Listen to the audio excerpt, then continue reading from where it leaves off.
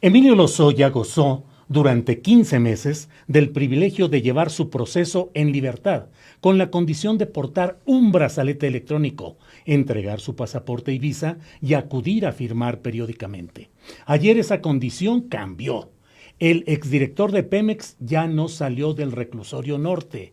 Una nota de Obed Rosas recuerda que Lozoya quedó preso después de un año en que el caso Odebrecht no ha avanzado, pese a que él ha señalado ante las autoridades a más de 70 políticos en esta trama de corrupción, entre ellos al expresidente Enrique Peña Nieto y al exsecretario Luis Videgaray Caso. El rol de Lozoya como testigo colaborador le valió múltiples críticas a la Fiscalía de Alejandro Gertz Manero, sobre todo porque se le permitieron al exfuncionario una serie de comodidades como pasearse en restaurantes de lujo, mientras que del caso Odebrecht no se conocían mayores avances. El propio presidente Andrés Manuel López Obrador calificó como inmoral y provocador que el extitular de la petrolera departiera en un establecimiento de lujo en Las Lomas. Vamos a ver este video. Emilio Lozoya Austin, exdirector de Petróleos Mexicanos, fue encarcelado en el reclusorio norte luego de meses en que se cuestionó el acuerdo alcanzado por la Fiscalía General de la República, donde él señaló ante las autoridades a más de 70 políticos en esta trama de corrupción, entre ellos el expresidente Enrique Peña Nieto y el exsecretario Luis Videgaray Caso. El panorama cambió para el extitular de la petrolera mexicana este miércoles, cuando el juez federal, José Artemio Zúñiga, le dictó prisión preventiva a petición de la Fiscalía, la Unidad de Inteligencia Financiera y Pemex. En la audiencia, el Ministerio Público dijo que el imputado no había cumplido con ningún requisito para obtener un criterio de oportunidad, por lo que solicitó el cambio de la medida cautelar. En tanto que la Unidad de Inteligencia Financiera dio a conocer que hay varias investigaciones abiertas en su contra, las cuales en su momento pudieran ser judicializadas. Pese a ello, Lozoya se dijo inocente y aseguró que está llegando a un acuerdo para reparar el daño e insistió en que él no ha tenido responsabilidad en el caso. Las autoridades basaron su petición de cambiar la medida cautelar bajo el argumento de que existía un riesgo de fuga, ya que Lozoya ha demostrado tener los recursos necesarios para hacerlo.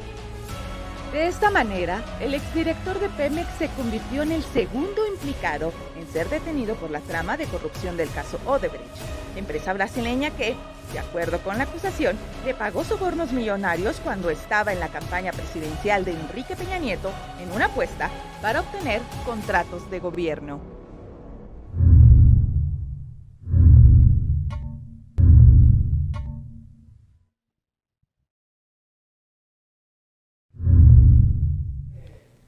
Sí, se sorprendieron, ¿verdad? Bueno, pues es que hemos invitado con mucho afecto, con mucho cariño, con mucho respeto a Julio a que sea pues nuestro coconductor el día de hoy, pero en realidad lo estamos invitando a que inaugure el estudio de los periodistas y sí generaste de pronto un impacto. Dije, ¿dónde está Alejandro? ¿Pasó al aire lo que hicimos ahorita? Pero por supuesto. Ah, de veras. No, pero está la gente Claro, diciendo qué pasó. Era la noticia número Esa era 3. la noticia número 3, claro. Pues Sí. qué bueno que hubo esta oportunidad. No, con mucho gusto, claro que sé todo lo que estamos haciendo, todo lo que están haciendo. Muy bien, los felicito, de verdad. Muchas gracias, doctor. No, bueno, te queremos recordarle a la audiencia, nosotros siempre tenemos mucho agradecimiento con Julio, la invitación es porque pues queríamos tener a alguien muy representativo de los periodistas, como es Julio. Julio es parte de la idea original de este programa y pues nosotros siempre estamos muy contentos y muy agradecidos con él. Y esta es su casa, doctor. Muchas gracias, muy amables. Casa de periodismo auténtico. Si quiere llevarse a Álvaro a pasear, puede llevárselo cuantas veces quiera. Pues yo realmente... De 6 a 8, por ejemplo, de 6 a 8 sería buena. Le sugiero hora. Voy a platicar con él. Yo creo que sí va a aceptar alguna invitación de esas que son irresistibles. Bueno, pero lo importante es que ahora que viniste a la Ciudad de México, ya pasas más tiempo allá en Guadalajara. Pues sí quisimos invitarte y de verdad es un privilegio que estés aquí Julio, pues también analizando lo que está pasando en el país, de manera particular el caso de Emilio Lozoya a partir de ayer, que ya pasó la noche en una prisión mexicana, desayunó, cenó un sandwichito, un atolito por la mañana. ¿Cómo ves este asunto? Mira, pues es una muestra más de esos retorcimientos de la ley, del sistema judicial y del sistema político en general, que funciona solo a partir de hechos que generan un shock, un trauma, un estruendo, como fue en este caso con las interpretaciones que se le quieran dar, pero la fotografía que fue tomada en este restaurante de comida oriental. Si no se ha dado esa fotografía, quién sabe en qué fase de este proceso judicial se estaría. Entonces se entró al control de daños, un control de daños que busca atenuar, apaciguar la indignación profunda que venía acumulándose al ver un proceso como el de Emilio Lozoya, lleno de privilegios, de concesiones, y que sin embargo nada concreto había tenido como sustancia, como carnita de lo que realmente se esperaba. El hecho de que Emilio Lozoya ya esté en prisión, doctor, sin embargo, también es en sí un fracaso. Sí calma la ira, porque había ira, todos estaban muy enojados, estaban muy molestos, la gente estaba muy molesta. Esa foto era, pues... una bofetada. Una cachetada a todo el proceso y también a la promesa de combatir la corrupción. Pero aun que lo metan ahora a prisión, es también, doctor, un fracaso, porque al final le dimos 15 meses, largos meses, a la Fiscalía para que hiciera cumplir un acuerdo que tuvo directamente el fiscal primero con el padre de Emilio Lozoya, y luego después, primero con Emilio Lozoya Talman y luego con el señor Lozoya Austin, un acuerdo que garantizaba en teoría que nos iban a poner pruebas contundentes de la corrupción de Peña, de Videgaray, de todos los senadores del PAN, etcétera, sobre dos temas en particular. Uno, la campaña corrupta de 2012, y dos, pues toda la trama de Odebrecht. Claro, todo eso fue acumulándose de esta manera, y sí es un fracaso por varias razones. Primero, por esta temporalidad que tú mencionas. Y otro tema que me parece importante es el hecho de que si la Fiscalía se niega ya a dar continuidad al proceso de construcción del criterio de oportunidad, significará simple y sencillamente que durante todo este tiempo no se hizo nada para llegar a Enrique Peña Nieto, que sería el objetivo de este criterio de oportunidad. Y entonces, pues dentro de ese terreno tan concurrido de la especulación a la mexicana, uno dice, bueno, ¿y esto no habrá sido plan con maña? A fin de cuentas, la intención política de 2018 para acá, ¿ha sido realmente llevar a la cárcel a Enrique Peña Nieto, o ha sido ir desgastando las posibilidades institucionales y judiciales para finalmente no hacerle nada, que es lo que está pasando en este momento? ¿Tú sí consideras, Julio, que el que no haya habido avance, no solamente en el caso de lo que denunció formalmente Emilio Lozoya para obtener beneficios, sino el que no haya otro tipo de investigaciones sobre Enrique Peña Nieto, abona o genera la percepción o la certeza de que sí hay un pacto de impunidad entre el presidente Andrés Manuel López Obrador y Enrique Peña Nieto? Pues yo creo que los hechos políticos así apuntan. Es decir, las especulaciones pueden ser en el sentido de que no lo hubo, pero los hechos políticos nos muestran hasta hoy que el peñismo sigue impune, que Enrique Peña Nieto sigue intocado, que todo aquel gabinete de la enorme corrupción sigue intocado, que solo está en la cárcel Rosario Robles Berlanga, pero creo yo que por otras circunstancias más relacionadas con historiales internos de la izquierda mexicana, que sin quitarle la responsabilidad que evidentemente creo que tiene Rosario Robles. Pero en general me parece a mí que no hay nada que se haya hecho contra Peña, contra el peñismo, más allá de discursos, y resulta muy impactante para la conciencia nacional escuchar todos los días en el ámbito gubernamental federal las denuncias del saqueo, la corrupción, las tranzas que se hicieron, cómo dejaron al país, cómo lo hundieron. Bueno, sí, ¿y los responsables? Hasta hoy no hay nadie. Sí, sería creo que muy perverso, porque es una de las grandes promesas de este gobierno. Creo que sí está el tema, el reto de bajar la impunidad, de bajar la inseguridad, y hay hasta alguna, digamos, justificación en el hecho de que pues se viene arrastrando esta ola de violencia, que los narcos no van a decir, ay, ya llegó un gobierno, vamos a parar las matanzas. Pues no. Y luego está por el otro lado el tema de la economía, que trae, pues sí, se nos atravesó una pandemia, es imposible pues reclamarle al gobierno por el aumento de los pobres. Hoy, por cierto, leía un tuit que me parecía obsceno de alguien que se llama Max Kaiser.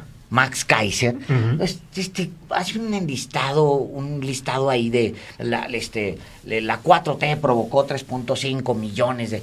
Así absurdo, tonto, en fin, pero ese tipo de argumentación no se le puede culpar a la 4T por la pobreza y la economía, y tienen una cierta justificación porque se atravesó una... Pero el tema de la impunidad y la corrupción, y específicamente el tema de la corrupción política, ahí no hay manera de hacerte a un lado, o sea, no hay manera de justificarlo. ¿Vas porque hay voluntad política o no vas? Sobre todo en un sistema como el nuestro, doctor, que es profundamente presidencialista. Así es, así es.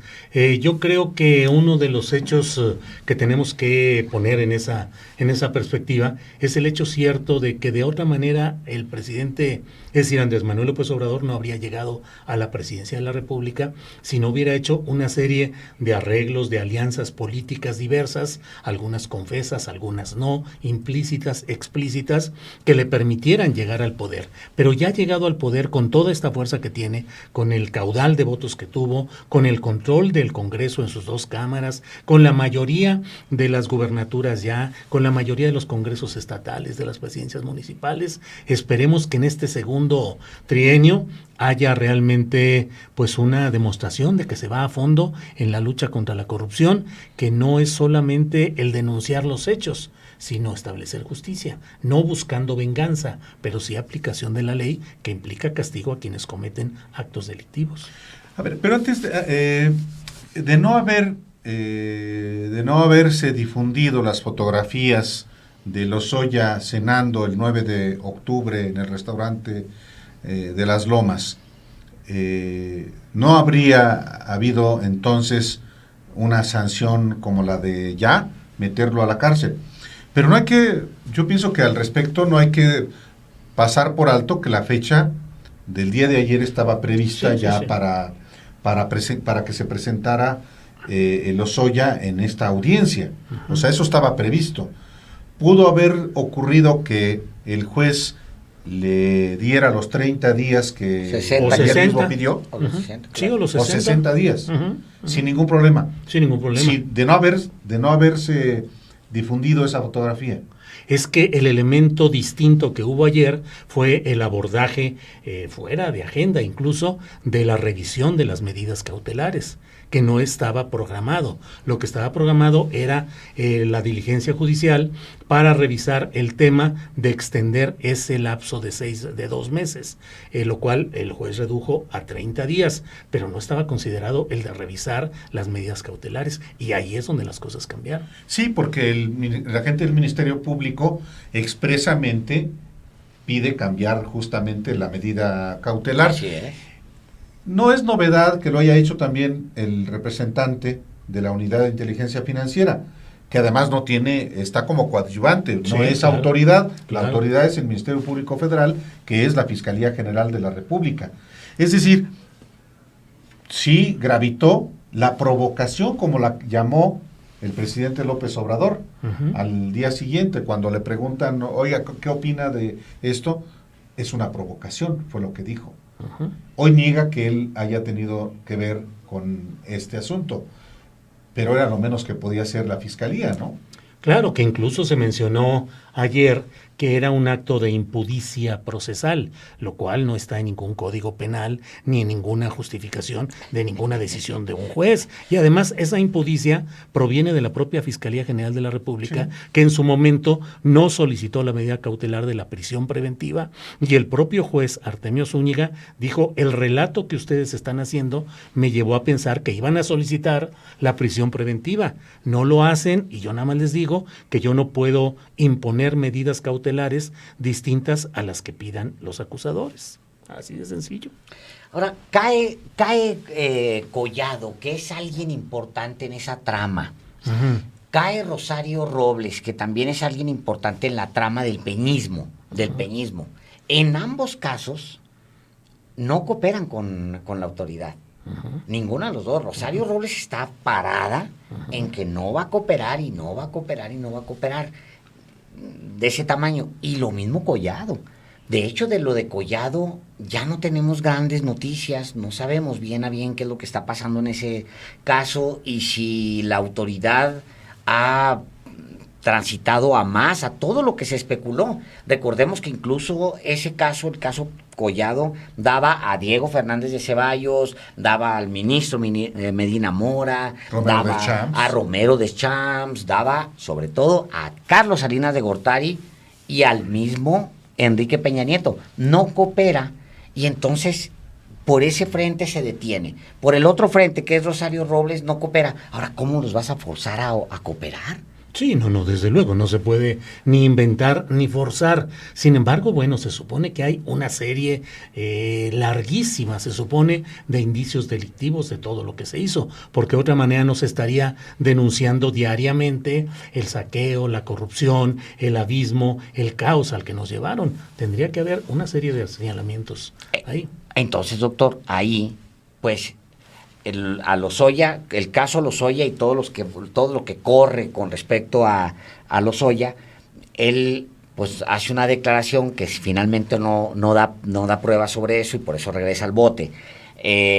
La otra señora no aporta pruebas, o no canta siquiera, y Collado, por mencionar a tres, tampoco menciona nada. Entonces quien falla es la fiscalía.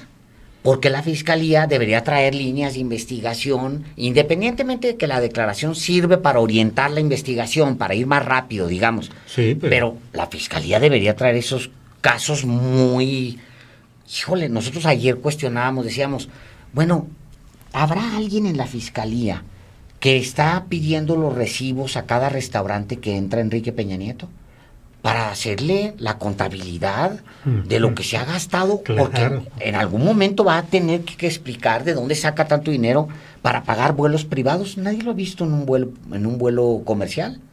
Tal vez estamos en presencia del tamaño enorme del cúmulo de la corrupción que resulta tan persistente, que actualmente en la mayor parte de los órganos de los gobiernos federales, municipales, estatales, a los que han llegado los propios morenistas, están operando con el mismo equipo abajo y en medio, o el mismo equipo de antes. Son los mismos que conocen, los expertos, los que sugieren, los que proponen, los que hacen el dictamen, los que hacen la propuesta, y no les da tiempo a la mayoría de los funcionarios llegados con esta nueva ola a poder cambiar las cosas, porque estructuralmente están metidos, infiltrados, actuantes, los cuadros medios e inferiores que realizan el trabajo y que hacen el tendido, el armado de lo que luego en la cúpula van anunciando, pero muchas veces con un montón de problemas desde abajo. Este asunto que tú expones, Julio, nos lleva a otro tema, que no sé si sea prematuro adelantarlo, pero es el enorme déficit que tiene Morena, que como partido es muy, muy joven, de servidores públicos, de cuadros que ni siquiera han sido suficientes para ocupar posiciones en el gobierno federal. Y por tanto menos van a ser suficientes para, como ya se ha mostrado en los gobiernos estatales que llevan años, desde el 2018, y menos las gubernaturas que están empezando a asumir. 17 gubernaturas que van a echar mano en los hechos de la estructura que ahí está, con todas las mañas, con todos los contubernios, con toda los vicios de que eso implica, porque no hay gente para ocupar esas responsabilidades, y si la hay, no tiene la capacitación, quiero decirlo de esta manera, adecuada para, por ejemplo, asumir una responsabilidad cuya exigencia es conocer por lo menos la parte jurídica, la parte técnica. Esa es una de las situaciones que está enfrentando y que puede costarle, ya le ha costado a nivel municipal a Morena. Sí, porque ahí se está en presencia de una de las paradojas de este momento, la paradoja de que el cambio esté sustentándose en la clase política saliente y repudiada, pero no se tenga la alternativa de haber creado los cuadros técnicos, políticos e ideológicos suficientes para sostener ese proceso de cambio. Por eso es que en los primeros niveles del gabinete podemos ver presencia de expriistas de toda la vida con una carrera amplísima en el estilo político tradicional del PRI, y que son necesarios porque son los que tienen las claves, los que conocen los candados y las formas de hacer y de acomodar las cosas. Y mientras tanto, Morena, por ejemplo, pues es un ejemplo de ese fracaso en la construcción de opciones operativas para un cambio verdadero, porque en primer lugar la mayoría de los cuadros que tenía se fueron a la Administración Pública Federal y dejaron a Morena convertido en una instancia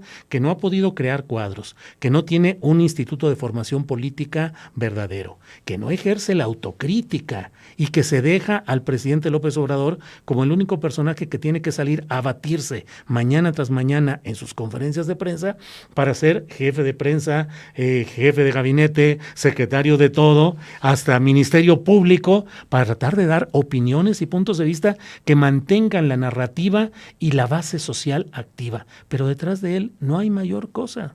Ni gabinete, ni formación política, ni partido. Por eso hay que estar muy atentos. Hay que empujar al presidente López Obrador desde la izquierda.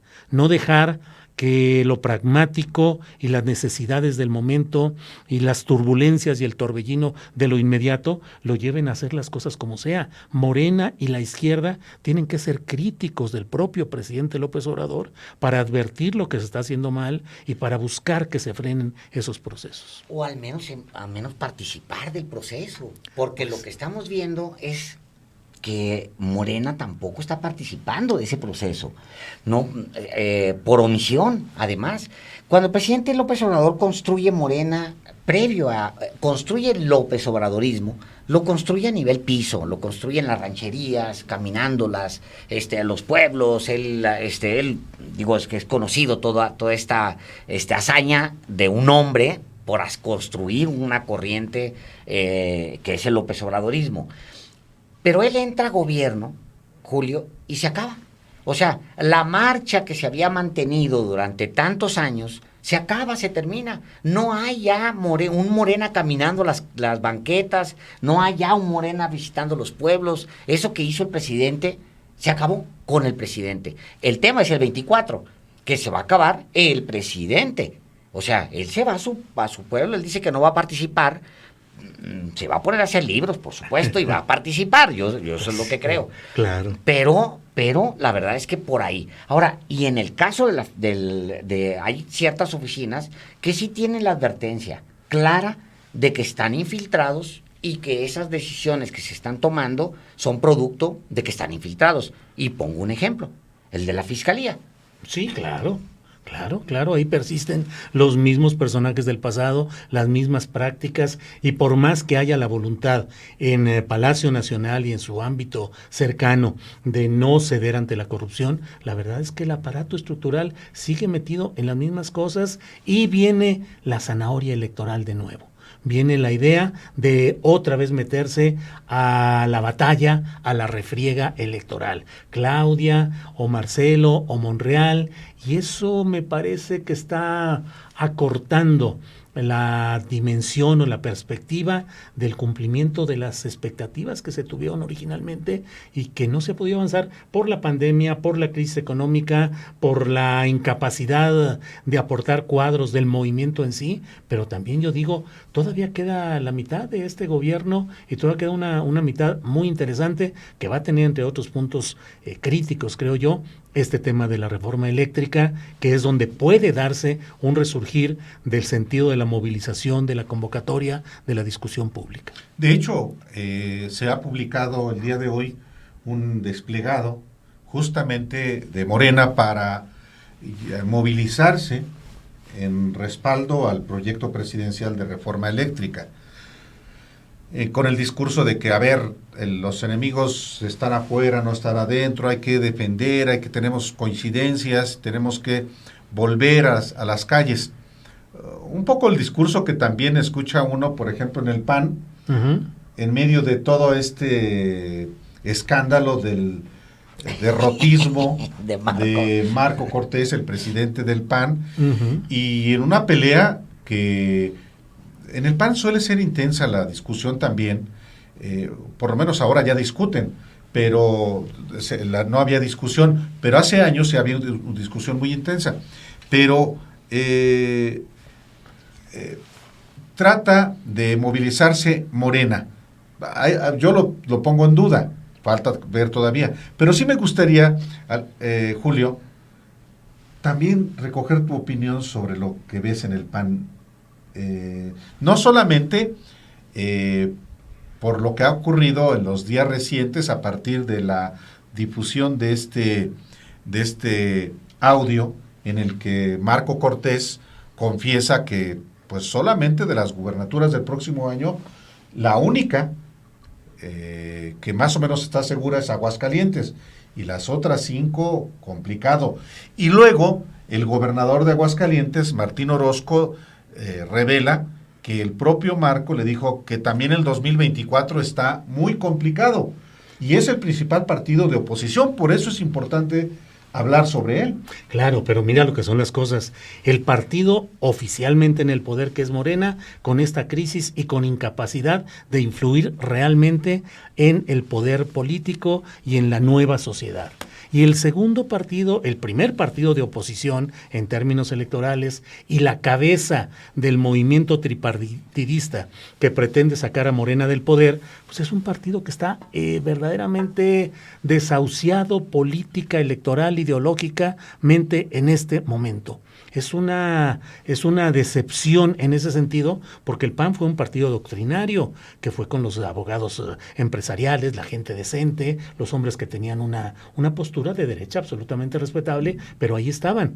Llegó la irrupción enjundiosa de los bárbaros del norte, los empresarios que le dieron un empuje electoral al Partido Acción Nacional. Y llegó el momento de su crisis, que fue cuando llegaron al poder, cuando mostraron su cara de ambición, de corrupción y de incapacidad y de un oportunismo generalizado. Y hoy están verdaderamente en la lona. No tienen líder, no tienen cuadros, no tienen sangre nueva, no tienen programa, no tienen propuesta, no tienen mayor capacidad que seguir bailando al son del pandero que les toca Claudio X González, un empresario que no tiene nada que ver ni con el PAN ni con la actividad partidista de estas organizaciones. Entonces, el PAN es un desastre y está contribuyendo de esa manera, al no tener una fuerza natural y propia, contribuye a que haya del otro lado un triunfalismo, no dentro de Morena, sino dentro del obradorismo, que es la verdadera fuerza social. Es López Obrador, no es Morena. Y entonces ahí se enseñorea el triunfalismo y la convicción de que las cosas se están haciendo tan bien que se ganan elecciones tras elecciones, y eso no ayuda a la salud política del país. Ahora, están metidos en construir medias verdades o de plano mentiras. Los discursos de después de la elección del 2021 fueron de le ganamos la mayoría absoluta, recuperamos, y luego esta reunión donde estaban estos 3 líderes de 2 partidos francamente en decadencia. Pues sí. La cosa es que el PAN está ahora dispuesto a rescatar al PRI otra vez del hoyo. Es impresionante que no está consolidado ni siquiera como tal, pero va al rescate del PRI, Julio. Un PRI que por lo demás se apagan las luces, se apacigua la cama y se sale a hurtadillas para hacer encuentros y relaciones de otra índole, tratando de sobrevivir con otros amoríos, porque el PRI finalmente le es teóricamente infiel al PAN, al menos hasta este momento, o sugestivamente infiel, porque está buscando mantenerse en la cercanía del poder. Pero el PRI, ¿qué es? Es hoy un mini partido, una versión microscópica de lo que fue el partido Planadora. Y del PRD, pues ya ni hablamos, es un fideicomiso en liquidación, con la mitad de los estados del país en donde no tiene registro, con una bancada senatorial de 3 personas, entre ellas Miguel Ángel Mancera, que no es del PRD. Que no es del PRD, que lo postuló el PAN desde el Comité Estatal de Chiapas. Dices, bueno, entonces, ¿qué oposición hay? No hay oposición real. La oposición está en Morena y el jaloneo está en Morena, como en los buenos tiempos del PRI. Sí, ahora, finalmente, también una de las cosas que yo advierto es, sí, hay muchas situaciones novedosas. A mí no me gusta extrapolar en automático, inclusive a un partido con otro. El que está en crisis es el régimen de partidos, eso sí, también es verdad. El sistema político mexicano está sacudido todavía, sin un futuro, a mi juicio, muy definido, porque también tan pronto como dentro de 3 años justos, Andrés Manuel López Obrador ya no será presidente de México. Estamos, por primera vez, no finalizará un gobierno sexenal el 30 de noviembre. Dentro de 3 años ya no habrá presidente López Obrador. No sabemos quién será el presidente de México. Pero el régimen de partidos que hoy que está colapsado, que se colapsó desde el 2018, sigue vigente, con partidos políticos en crisis, y no sé, y te lo pregunto, Julio, el sistema político mexicano sigue tan vigente como antes del 2018, solo legitimado por el triunfo de un candidato opositor por la izquierda, o también está resquebrajado. Está resquebrajado el sistema político en lo general, y el sistema priista o el estilo o la escuela priista de hacer política creo que sigue vigente. Y yo creo que lo mejor que le pudo resultar al sistema político mexicano fue el triunfo, reconocer, aceptar el triunfo de Andrés Manuel López Obrador, porque permitió resurgir la esperanza de un cambio dentro de las instituciones y dentro de lo electoral. Creo que quienes consideran que el presidente López Obrador va a llevar a un cambio socialista, comunista, es equívoco y no fue el planteamiento, ni está realmente en la visión política de Andrés Manuel López Obrador, sino la recuperación de buenos elementos o buenos momentos de la vida institucional regida por el PRI. Por eso es que están personajes como Bartlett, como Ignacio Valle, que es un personaje que dices, bueno, ¿de dónde fue recuperado? ¿Cuál es la evocación, la nostalgia por un personaje así? Por eso está también Marcelo Ebrard, que es la reivindicación y el triunfo de una corriente específica del priismo, que fue la del priismo salinista, que tuvo 2 versiones, la de Colosio y la de Manuel Camacho, y la que va ganando hoy es la de Manuel Camacho, que es la escuela de la restauración y de la cosmética nada más. Manuel Camacho Solís era el mago de la concertación, del arreglo, del no pleito, del dejar las cosas arregladas para que no estallen. Y finalmente a este sistema político y económico lo que le interesa, y creo que es lo que le debe interesar, es que no estalle, que no haya rebelión social, que no haya recurrencia a la vocación por las armas, por ejemplo, sino que haya este juego electoral en el cual se mantiene la esperanza y se va remozando el sistema político mexicano pero sin que haya un cambio verdadero y profundo. Yo creo que la esencia del sistema político mexicano sigue vigente y sigue presente. A ver, en ese mismo análisis, ¿dónde coloca a Claudia Sheinbaum?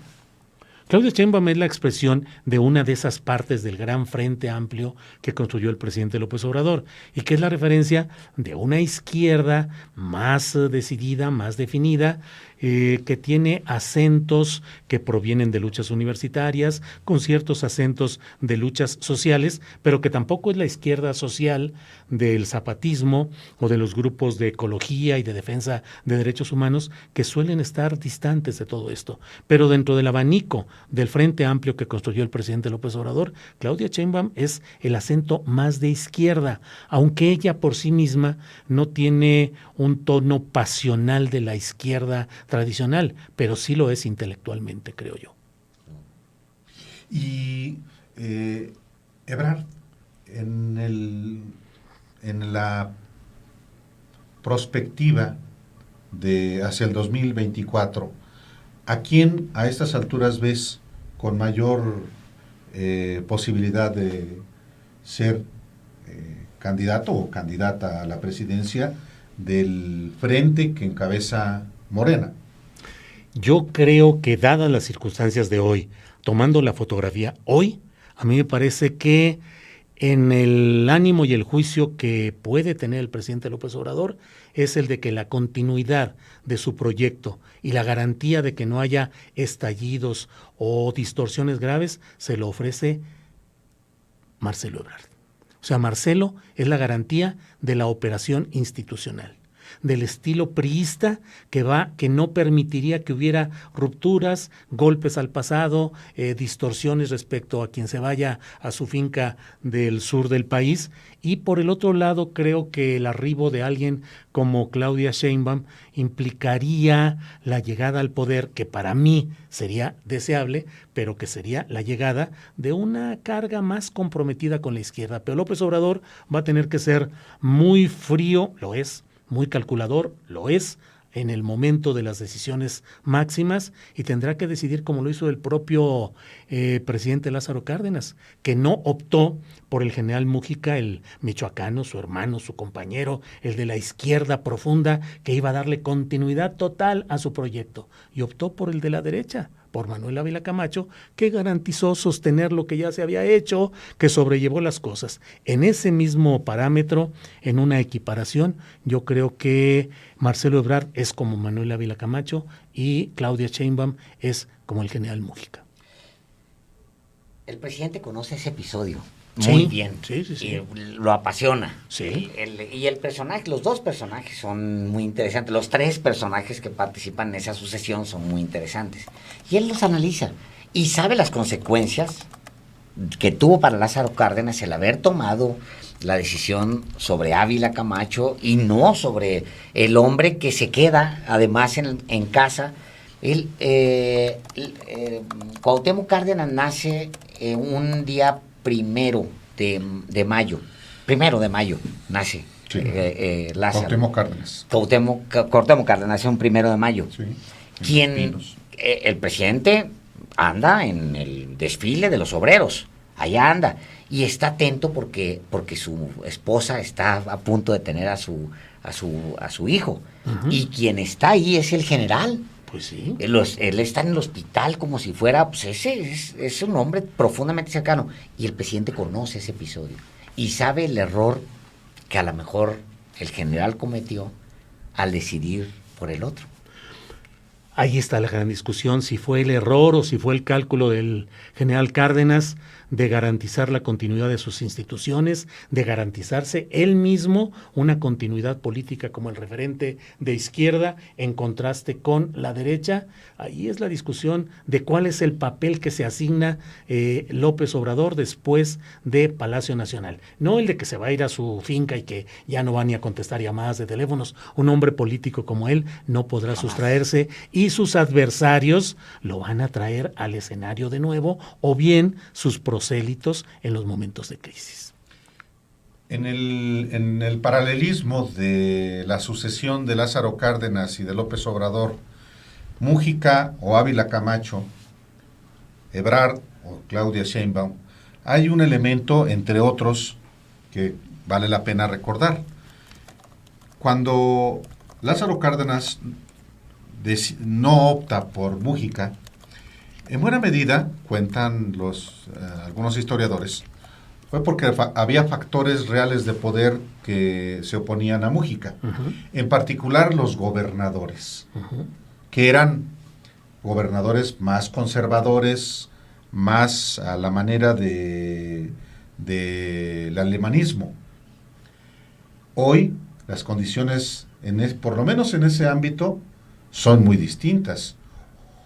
Ahora, y lo serán todavía más en 2024, si consideramos que hoy Morena tiene 17 gubernaturas y se prevé que pueda ganar otras 5 el próximo año, o 4, 23.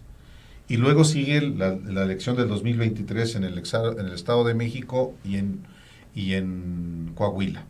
En una de esas gana una más, el Estado de México, más que Coahuila. 24. En ese sentido, sí hay circunstancias que son muy diferentes. Hay un empresariado belicoso, ciertamente. Hay, sin embargo, el factor inamovible que es Estados Unidos.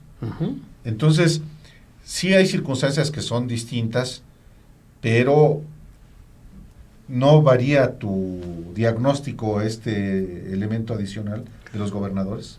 Sí, desde luego, los gobernadores va a ser una pieza importante. Lázaro Cárdenas logró deshacerse de un enorme número de los gobernadores que le había heredado Plutarco Elías Calles. Él, cuando empezó el movimiento para erradicar el callismo, entre otros de los procesos, es uno de los momentos en los que más gobernadores han caído en la historia de México. El otro fue con Carlos Salinas.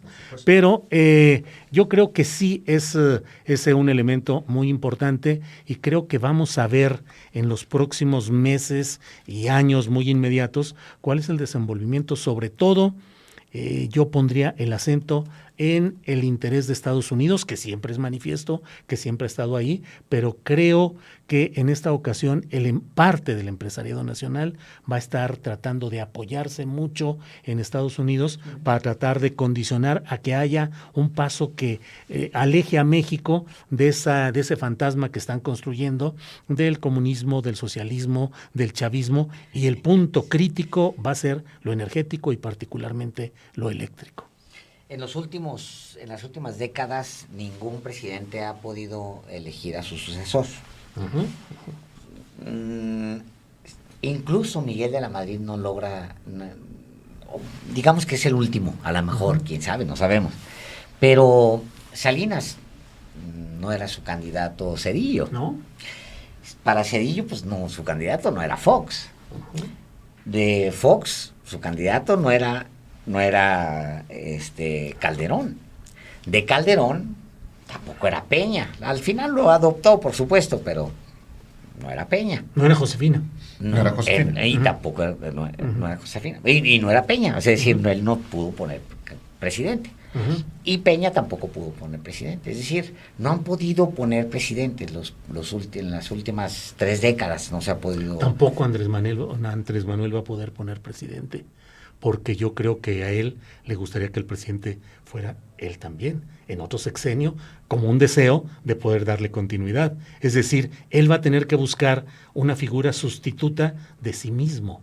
Es decir, yo creo que a él le gustaría, en el fondo, como a cualquier político, continuar en el poder y continuar una obra, y hay muchos mexicanos que piensan en esa posibilidad, que constitucionalmente no puede darse. La reelección. La reelección, sí, ya sé que no existe. Digo, que no hay ninguna posibilidad. Y yo no pero veo al presidente con esa tentación. ¿De continuar con el poder? Sí. Yo personalmente, ¿Tú sí? pues. ¿Tú sí lo ves? Yo creo que es natural en todo hombre con tanta fuerza política, con un proyecto tan ambicioso y tan truncado o afectado por circunstancias totalmente azarosas como la pandemia y la crisis económica. Pero ¿qué elemento? Es la misma pregunta que le digo a personajes del PAN, por ejemplo. Pues dame un elemento objetivo de que López Obrador quiere reelegirse, te lo pregunto a ti. No creo que quiera reelegirse como una posibilidad objetiva. Lo que he dicho es que dentro de él, yo creo que él quiere que continúe una figura igual a la de López Obrador, que él intelectual y políticamente quiere dejar una figura como la de él. Correcto. Mientras que los otros presidentes lo que querían era quien le guardara las espaldas, era quien continuara con los negocios, era quien continuara con un clima de cierto ambiente propicio para él y su familia. Aquí López Obrador, su gran ambición es histórica, y la construcción histórica del obradorismo es una construcción que debería llevarse cuando menos 2 o 3 sexenios. En ese sentido es en el cual pienso que debe haber una natural ambición de continuidad política, no de él físicamente, pero sí de su proyecto. Yo digo que a López Obrador no se le puede nunca culpar que él quiera ser un buen presidente de México. No. Es imposible, al contrario, qué bueno. Repítalo muchas veces hasta que se haga realidad, si quieren.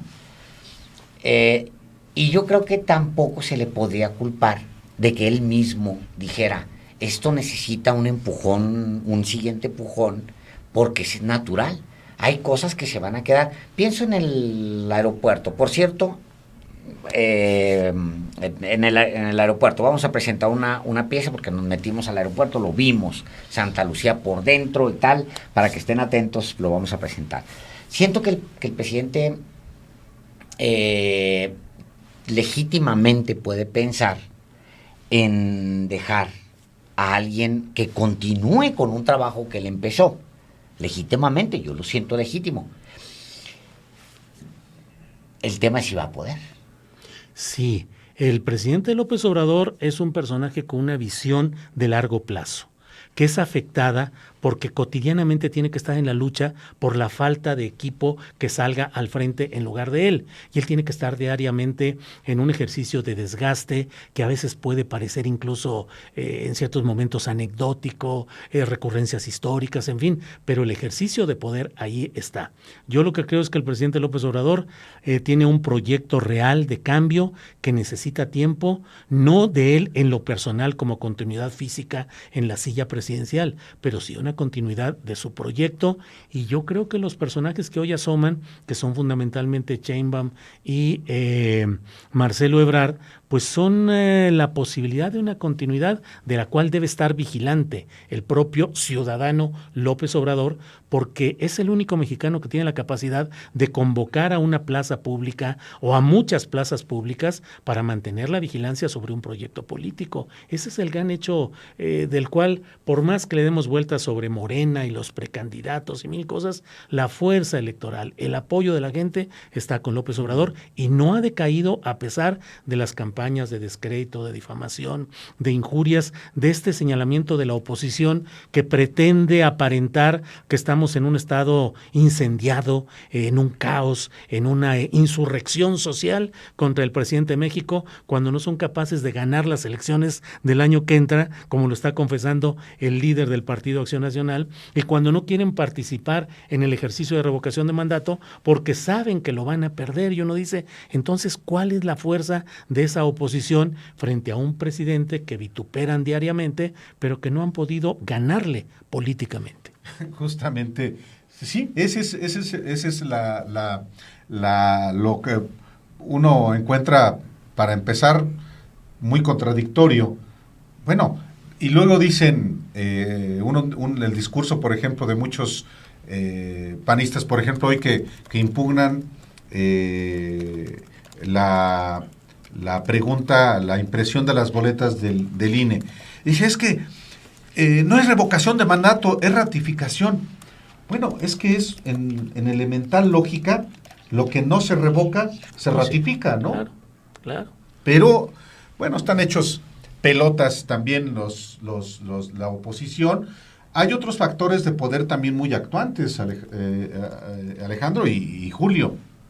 El empresariado, uh-huh, o los machuchones, un sector de los machuchones. Bueno, nada menos que el presidente del Consejo de Administración de FEMSA, uh-huh, José Antonio Fernández Carvajal, que es, claro, un personaje que políticamente no luce, pero sí se hace sentir. Claro, claro.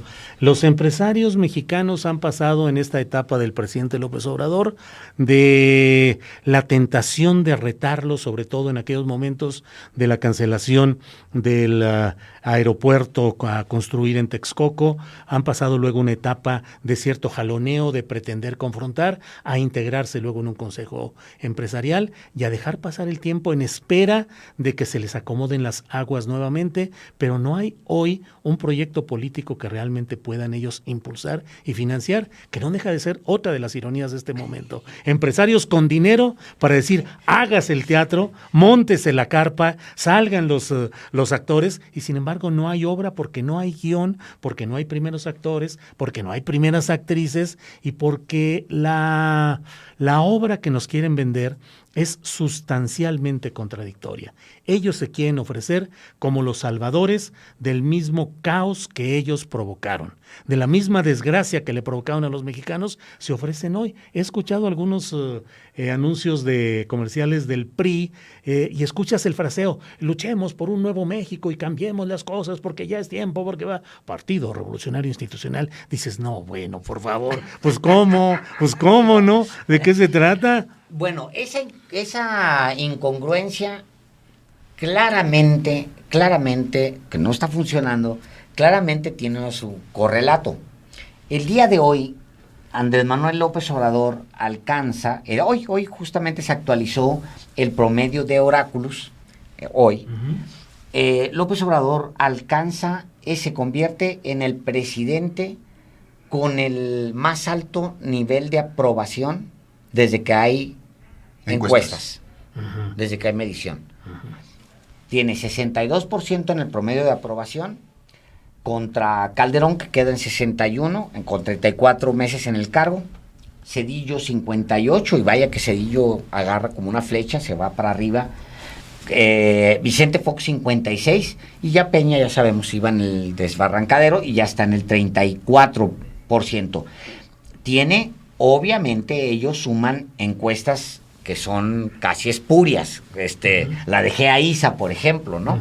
Que en el mes, por decir, en el mes de septiembre, el Financiero habla de 61% de aprobación, GEAISA 54%, y Reforma habla de 60%, GEAISA 54%, y luego en otro momento GEAISA habla de 50 puntos de aprobación de López Obrador, El País 66, y Varela y Asociados 64, Reforma 63. O sea, claramente está metida en este promedio. No sé si con esa intención de bajarle a López Obrador finalmente el promedio, pero en este consolidado al menos, y con los datos que ellos tienen disponibles, los que meten, es 62%, con 34 meses en el cargo. López Obrador es el presidente con la mayor volumen de aprobación. Es casi un correlato. O sea, del otro lado lo que tienes es una fuerza que se está diluyendo. Y además sí vienen momentos electorales importantes, interesantes en el siguiente periodo, pero ninguno de esos es interesante para la oposición. No, no lo es. Además, las encuestas, que bien sabemos lo que se dice, que las encuestas son del que las paga, las encuestas mañana pueden dar un vuelco y de pronto decir que López Obrador tiene el 30% y que un incidente específico lo está derrumbando. Pero falta algo que no hemos visto a lo largo de 3 años y que yo creo que es algo que vamos a presenciar este 1 de diciembre. La recurrencia de López Obrador a la movilización social, a la convocatoria, al manejo de masas. El primer trienio de López Obrador fue un manejo institucional, aunque sus adversarios no lo quieran ver así, en el que respetó sus promesas de solo presentar ciertas propuestas de reformas constitucionales, de no mover más la cuestión económica, respetar la ortodoxia económica. Lo manejó institucionalmente, y a pesar de todos los ataques y con la pandemia que impidió las concentraciones sociales, pero nunca hubo la recurrencia a la plaza llena, al Zócalo, a la movilización, a la protesta. Al contrario, dejar que los adversarios topan diariamente con la enorme concentración popular en la mañanera. La mañanera son los cientos de miles de personas que diariamente concurren a esa plaza pública a estar atentos a lo que les dice su líder. Por eso López Obrador, la mañanera es un mecanismo de activación de su base social y de defensa política a sabiendas de que los otros, los adversarios, los medios tradicionales chayoteros de comunicación, los empresarios despechados, los grupos de derecha, no tienen la capacidad que él está mostrando de poder poner la agenda política y poder seguir manejando políticamente cosas muy importantes. Pero viene, creo yo, en esta siguiente etapa, la oportunidad para López Obrador de ir confrontando. Conforme vayan subiendo de tono sus adversarios, él va a ir sacando la otra arma no tan secreta, que es la de la movilización popular. Lo va a hacer. Sí, pues claro, ahí lo tiene. ¿Por qué no hacerlo? Pues sí. Y el 1 de diciembre va a ser una muestra de ello. 3 años, a la mitad del camino, como el título de su libro. Híjole, nos podíamos seguir platicando, pero estoy viendo el reloj que marca las 19 horas con 44 minutos y podríamos seguirle. ¿De veras? Pero, ¡híjole! pues no sé qué. Es que habla mucho. Agarras monte, sí. monte, Pues Julio. sí, ustedes tenían que ponerme ahí freno. Oye, párale. Pues yo estaba aquí muy tranquilo, echando choro. ¿Qué? ¿Cuánto rollo? Disculpen, ya les eché a perder el rating, ya lo vi. Ya hubo un chorro de comentarios. Pasa que deben una estar cosa ahí. muy rara. No, subió hasta 29, lo bajó y luego volvió a subir hasta 27, luego 15. Así Sí, está. hasta 15 después bajó. O sea, no, está muy raro. Es la primera vez. Pero ya está en 27 ahorita y qué Pues bueno. sí. Así Está bien, eso garantiza que no me vuelvan a invitar. Es la mejor demostración estadística. No, todo lo contrario. No, además. Al contrario. Sí era ha sido muy padre para nosotros porque eres el primer invitado, Muchas el gracias. que está inaugurando realmente el estudio de los periodistas físicamente y por supuesto no se entiende los periodistas sin tu directísima influencia. Así es que pues ha sido un privilegio, Julio, ya que no fuimos a desayunar por Digo, ni ayer ni hoy. Por no, como le tocaba Sí, no, pagar sí, a sí, Álvaro, sí, sí. usted lo sabe eso, pero se doctor. aprovechan de mí, que yo pague por ser el más joven, digo, por favor. Y luego me explican eso de las heladas, que no he entendido. Si quieren, en un rato más, 1 hora, 2 horas, me explican eso de las heladas, mira. que no entendí. Bueno. Sí, sí está, exacto, lo del pronóstico. Sí. Sí, luego se lo aplicamos. Doctor, muchas gracias. Al contrario, ustedes. Un abrazo muy, muy grande, siempre muy agradecido con usted. Yo también con ustedes y que les siga yendo muy bien. Gracias por la invitación. Muchas Gracias. gracias.